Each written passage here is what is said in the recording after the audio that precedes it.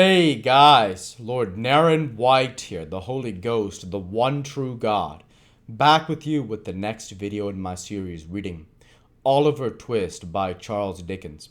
Without further ado, returning to Oliver Twist as read by Lord Naren White. He led them into a stone kitchen fitted with coppers for dressing the prison food and pointed to a door.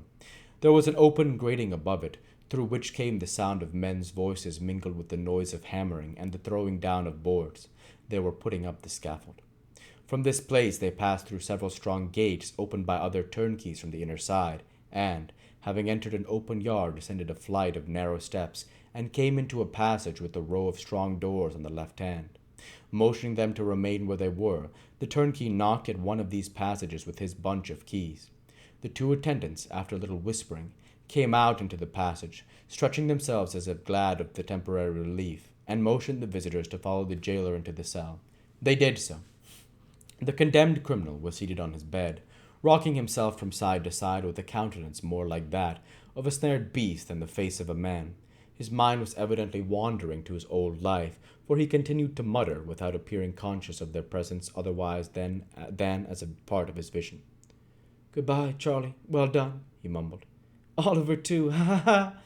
Oliver, too. Quite the gentleman now. Quite the... Take that boy away to bed." The jailer took the disengaged hand of Oliver, and, whispering him not to be alarmed, looked on without speaking. "Take him away to bed!" cried Fagin. "Do you hear me, some of you? He has been somehow the cause of all this. It's worth the money to bring him up to it. Bolt his throat. Bill, never mind the girl. Bolt his throat as deep as you can cut. Saw his head off."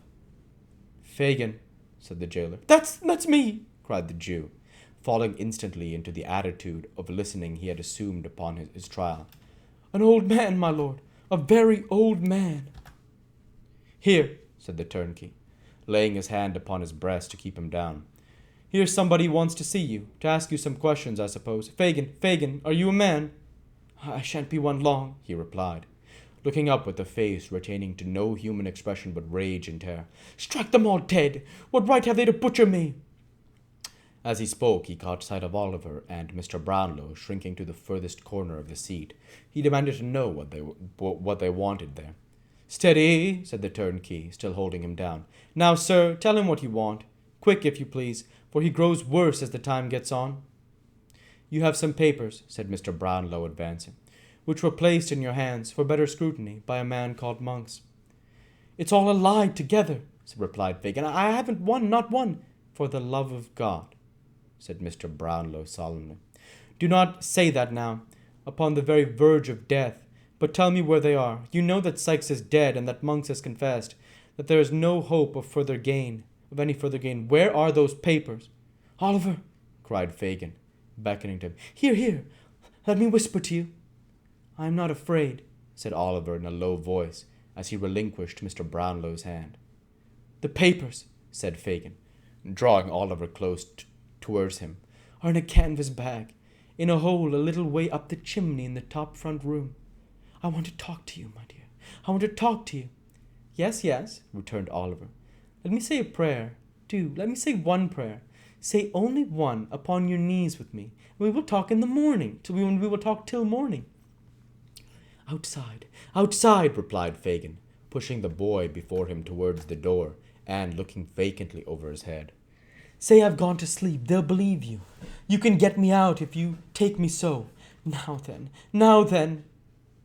"Oh, God, forgive this wretched man," cried the boy with a burst of tears. That's right, said Fagin. "That'll help us on. This door first. If I shake and tremble as we pass the gallows, don't you mind, but hurry on. Now. "Have you nothing else to ask him, sir?" inquired the turnkey. "No other question," replied Mr. Brownlow. "If I hoped we could recall him to a sense of his position." "Nothing will do that, sir," replied the man, shaking his head. "You had better leave him." The door of the cell opened and the attendants returned. Press on, cried Fagin, softly, but not so slow. Faster. The men laid hands upon him and, disengaging Oliver from his grasp, held him back. He struggled with the power of desperation for an instant, and then sent up cry upon cry that penetrated even those massive walls, and rang in their ears until they reached the open yard. It was some time before they left the prison. Oliver nearly swooned after this frightful scene, and was so weak that for an hour or more he had not the strength to walk. Day was dawning when they again emerged. A great multitude had already assembled. The windows were filled with people, smoking and playing cards to beguile the time. The crowds were pushing, quarreling, joking. Everything told of life and animation, but one dark cluster of objects in the center of all, the black stage, the cross beam, the rope, and all the hideous apparatus of death. Chapter 53. At last. And last. The fortunes of those who have figured in this tale are nearly closed. The little that remains to their historian to relate is told in few and simple words. Before 3 months had passed, Rose Fleming and Harry Maylie were married in the village church, which was henceforth to be the scene of the young clergyman's labors. On the same day they entered into possession of their new and happy home. Mrs. Maylie took up her abode with her son and daughter-in-law, to enjoy, during the tranquil remainder of her days, the greatest felicity that age and worth can know, the contemplation of the happiness of those on whom the warmest affections and tenderest cares of a well-spent life have been unceasingly bestowed. It appeared on full and careful investigation that if the wreck of property remaining in the custody of monks, which had never prospered either in his hands or in those of his mother, were equally divided between himself and Oliver, it would yield to each little more than £3,000. By the provisions of his father's will, Oliver would have been entitled to the whole. But Mr. Brownlow, unwilling to deprive the elder son of the opportunity of retrieving his former vices and pursuing an honest career, proposed this mode of distribution, to which his young charge joyfully acceded. Monks, still bearing that assumed name, retired with his portion to a distant part of the New World, where, having quickly squandered it, he once more fell into his old courses, and after undergoing a long confinement for some flesh act of fraud and knavery, at length sunk under an attack of his old disorder, and died in prison. As far from home died the chief remaining members of his friend Fagin's gang. Mr. Brownlow adopted Oliver as his son, removing with him and the old housekeeper to within a mile of the parsonage house, where his dearest friends resided.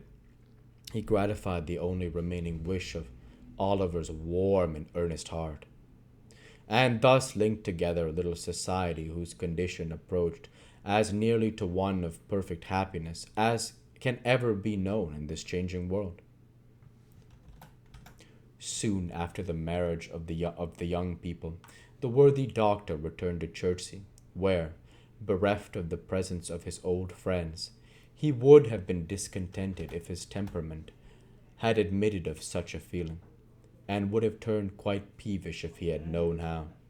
For 2 or 3 months he contented himself with hinting that he feared the air began to disagree with him, finding that the place really no longer was to him what it had been. He settled his business on his assistant, took a bachelor cottage outside the village of which his young friend was pastor, and instantaneously recovered. Here he took to gardening, planting, fishing, carpentering, and various other pursuits of a similar kind, all undertaken with his characteristic impetuosity. In each and all he has since become famous throughout the neighborhood as a most profound authority.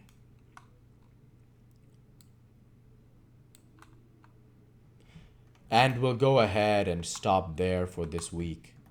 As usual, I want to say thank you for watching, and I hope you enjoyed. Please like, comment, and subscribe, as it greatly helps the channel. Light be with you all. Take care, and thanks again.